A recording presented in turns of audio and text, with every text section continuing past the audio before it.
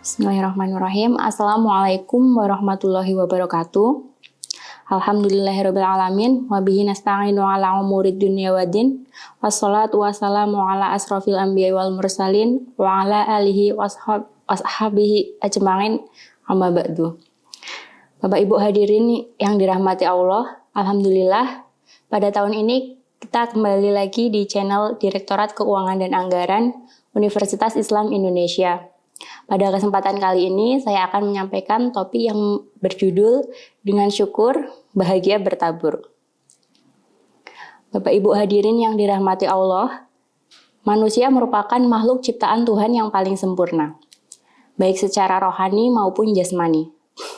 Kesempurnaan manusia jika dibandingkan dengan makhluk Tuhan yang lain membuat manusia sebagai makhluk yang paling indah dan paling tinggi derajatnya.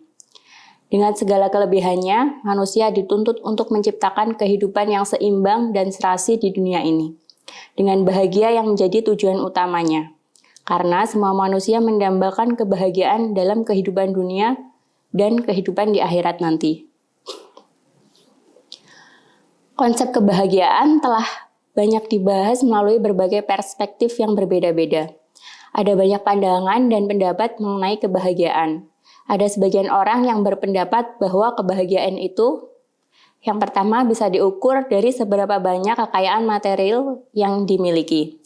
Yang kedua, unsur bahagia ditemukan dalam kesehatan jasmani. Atau yang ketiga, kebahagiaan terletak pada pangkat, kedudukan, atau ketenaran. Sebagaimana yang telah disebutkan tadi, bahagia tidak memiliki bentuk baku. Kadang-kadang sesuatu yang dipandang bahagia oleh seseorang tidak demikian bagi orang lain. Sebab bahagia adalah suatu kesenangan yang dicapai oleh setiap orang menurut kehendaknya masing-masing. Bapak Ibu hadirin yang dirahmati Allah, konsep kebahagiaan lain menurut Al-Ghazali yaitu jalan menuju kebahagiaan adalah ilmu dan amal. Ia menjelaskan bahwa seandainya Anda memandang ke arah ilmu, Anda niscaya melihat bagaikan makanan yang begitu lezat, sehingga ilmu itu dipelajari karena kemanfaatannya.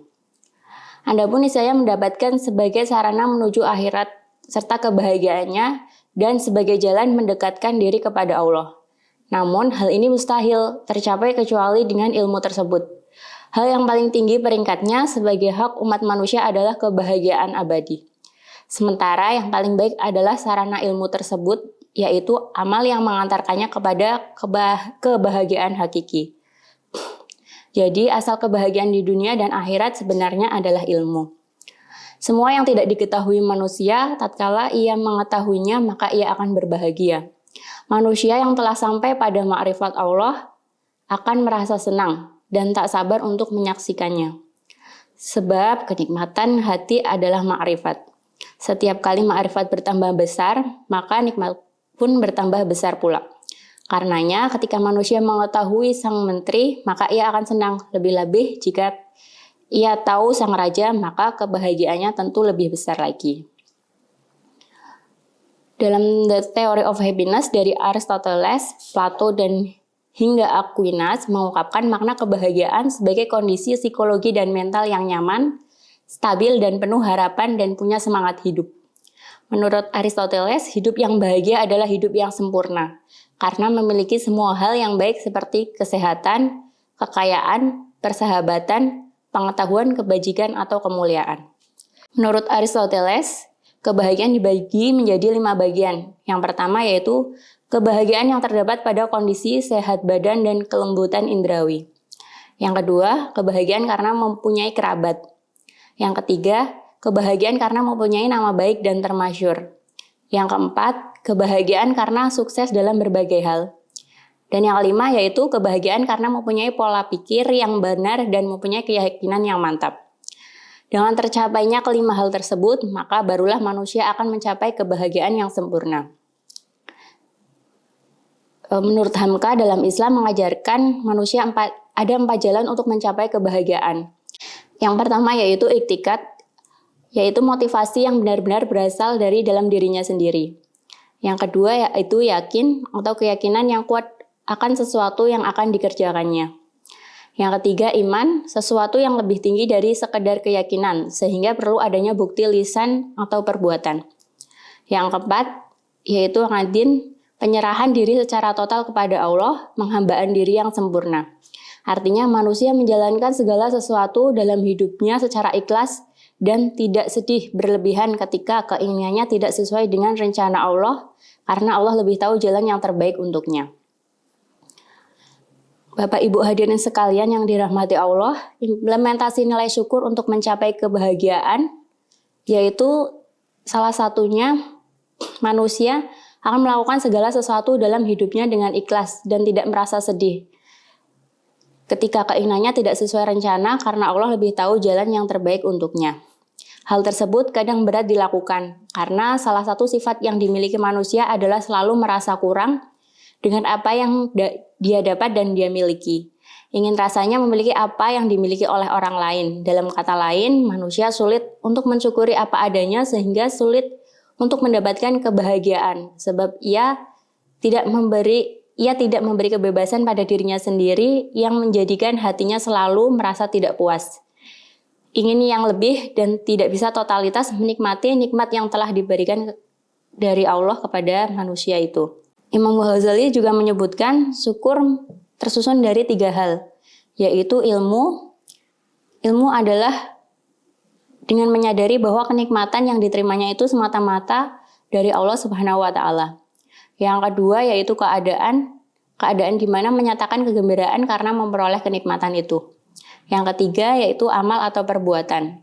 Amalnya adalah menunaikan sesuatu yang sudah pasti menjadi tujuan serta yang dicintai oleh Allah dan memberikan kenikmatan untuk dilaksanakan.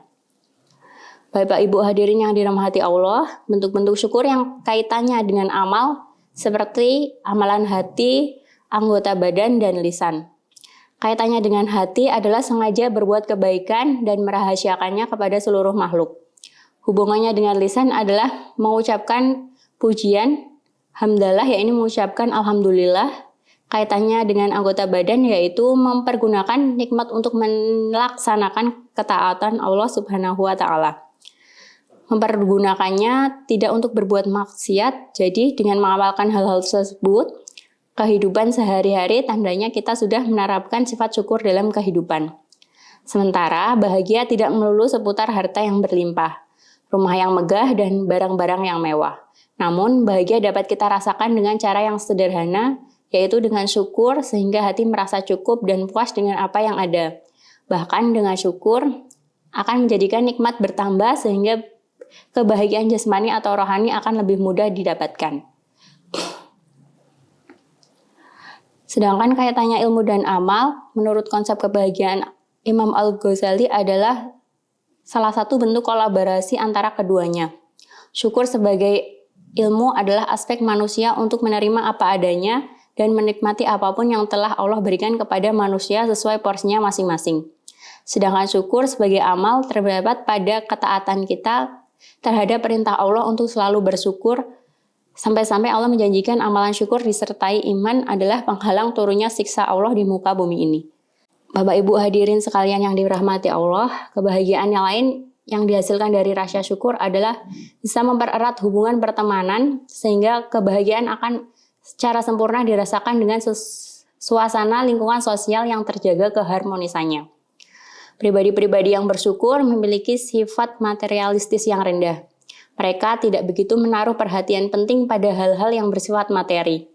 Mereka cenderung tidak menilai keberhasilan keberuntungan diri mereka sendiri dan orang lain dari jumlah harta benda yang mereka kumpulkan, sehingga menjadikan mereka merasa bahagia dan cukup dengan kehidupan yang sederhana. Dalam surat Ibrahim ayat ke-7 yang artinya sesungguhnya jika kamu bersyukur maka Allah akan menambah nikmat kepadamu.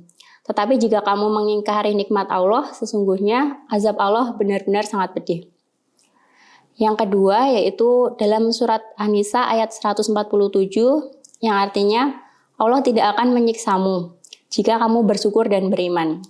Allah Maha mensyukuri lagi Maha mengetahui. Dalam 2 ayat tersebut, Allah Subhanahu wa Ta'ala kembali mengingatkan hambanya untuk senantiasa bersyukur atas segala nikmat yang telah dilimpahkan. Bila mereka melaksanakannya, maka nikmat itu akan ditambah lagi. Sebaliknya, Allah juga mengingatkan kepada mereka yang mengingkari nikmat Allah dan tidak mau bersyukur bahwa Allah akan menimpakan azab yang sangat pedih kepada mereka. Jadi, Bapak Ibu sekalian, jika kita benar-benar sadar, maka kita akan menemukan jalan termudah untuk mencapai kebahagiaan, yaitu dengan menerapkan sikap syukur dalam kehidupan sehari-hari.